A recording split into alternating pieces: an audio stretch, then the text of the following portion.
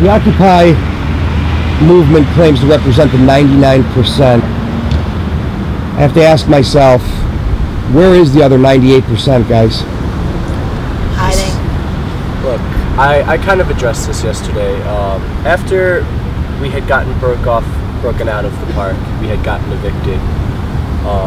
A lot of people didn't see the relevance. We've had healthcare for the 99%. We have nurses union with us. We really had everything. Everybody was represented in the beginning.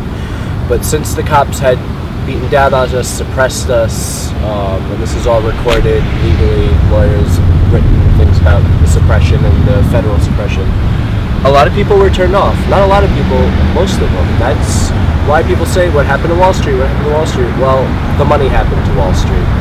The pigs, the people that were afraid of what we were saying had spent millions of dollars to do such as suppress us. You think it scared good membership or people to follow you? Absolutely. I mean, we still have all the support, but nobody wants to come out anymore. I would also say that, Americans are not, even now as their political system goes into the trash, that political. They're not informed. To say that we represent the 99%, I would say that we definitively represent the interest of the 99%. The interests of. But we have not, this argument is not done. This is the beginning of the argument, and it's a long struggle. You have to make your point. You have to make your point to all the sections of society that, our ideas are the ideas that they should pursue. And it's not done. It's not a process. The fact is, it's a political movement that's still alive in a very politically apathetic society. So there's a long struggle, and we're not there yet. But this is an evolution, as all things must. And Occupy Wall Street itself, it does represent the 99%. Basically, what happened in Zuccotti Park, the people that were in there were a cross-section of America. Cross-section of the opinions, the concerns, the issues that every single American is dealing with every single day. That's how we represent the 99%. The objective of what we were doing in there is to actually wake people up from stopping to watching the reality TV shows, being sedated with the commercials and everything else that they're surrounded by every single day.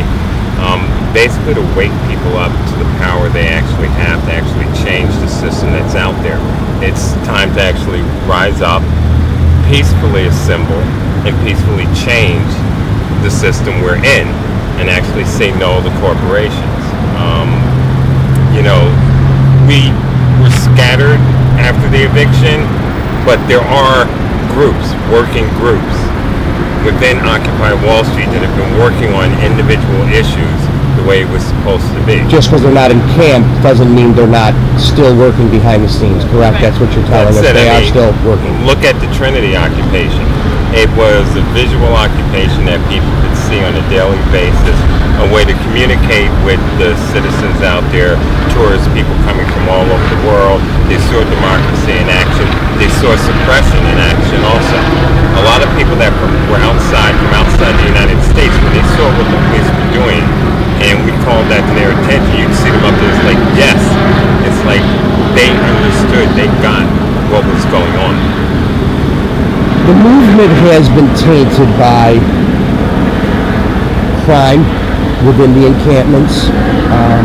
There have been lists of arrests. I've looked through quite a few. How do you regain the support of the American people due to some individuals going beyond the norm? I'd like to address that one. We had a lot of not a lot of violence, but we had a violence. When we're fighting against a system that has put people in this place of crimes of necessity, I'm not saying that all of them are, they're gonna be drawn to us who are empathetic towards them. But I would like to say that we dealt with the crime, we dealt with the issues better than any cop or organization has. We showed them love, we showed them tough love, we kicked them out, we healed them, and I mean, crime actually dropped in New York City at the time of the encampment. We did have those problems, but we dealt with them creatively. We did not just shun them. We did not just put them in a cage. We dealt with them, and that's what community does. Do you feel safe living within the camp? Do you feel that the group, the support system, will help you if there is a rogue individual that would try to hurt you? They will handle it? Definitely. You do? Yeah. There are people I know I can go to that will help deal with the situation better than going to any authorities. I Question. have went to the authorities about some people in front of Trinity, and I talked to the cops saying we have voted we don't want this guy here, or we don't want this girl here, and the cops have removed them from the So they have helped you to Yeah. also support your group in removing the bad apples. Some of the police down there actually don't do anything. Once there's an illegal order from Chief Esposito, you see how the NYPD blue shirt cops don't do anything. It's the captains that do it.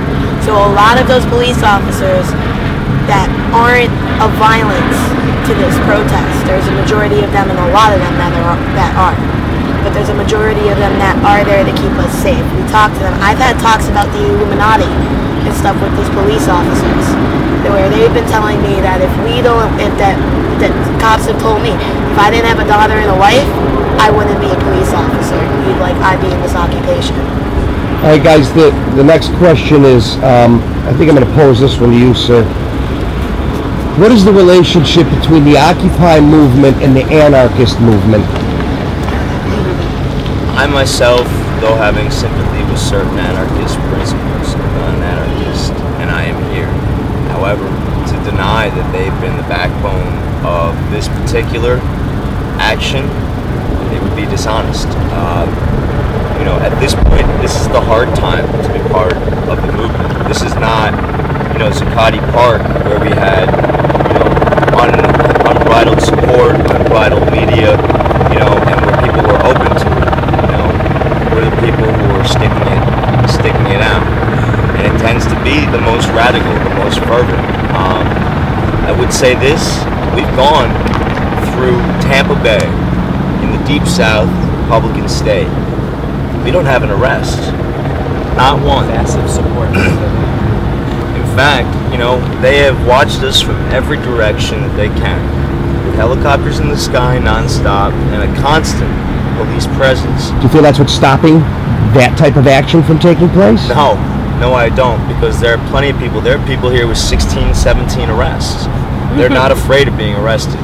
I myself have only been arrested once, and maybe I'll be twice or three times by my own volition, more. But, no one's afraid of being arrested in this park. What they're doing is they're refining their tactics, And also, I will say that we had a more cooperative police department here than we are certainly used to. Nobody egged each other on. So the Tampa Bay Police has been okay by you guys as far as what you've, besides the helicopters, but they've treated you pretty well. They had a huge budget. They got to justify it somehow, so they got to keep the presence up at this point. But they've been watching people camp, And The police haven't bothered us. Yesterday we did a fuck the police march through the hood. As soon as we walked in the hood, the cops didn't follow us. One of the officers came to me and my friend that were leading the march, and they were like, well, the units don't feel like they ever need to be here, and they let us march through the hood all the way to Argosy University. We rioted in front of Argosy University, and the only time that they came to meet us up is when we got back into the event space. I didn't go on the fuck the police rally. I think it's counterproductive. I'll join them on other rallies. To be honest, particularly when they're freaking behaving, I don't feel it's necessary. And I just really, I'm shockingly proved in my own way in that, I don't believe the need to curse at them. I believe the need to call them out stridently when they abuse their power. But to be honest, they're not so much as like power assholes as they're adorable. I mean, to be honest, for police, they're adorable. They have adorable uniforms. They they're all on their bikes, and they have like a whole, synchronized biking.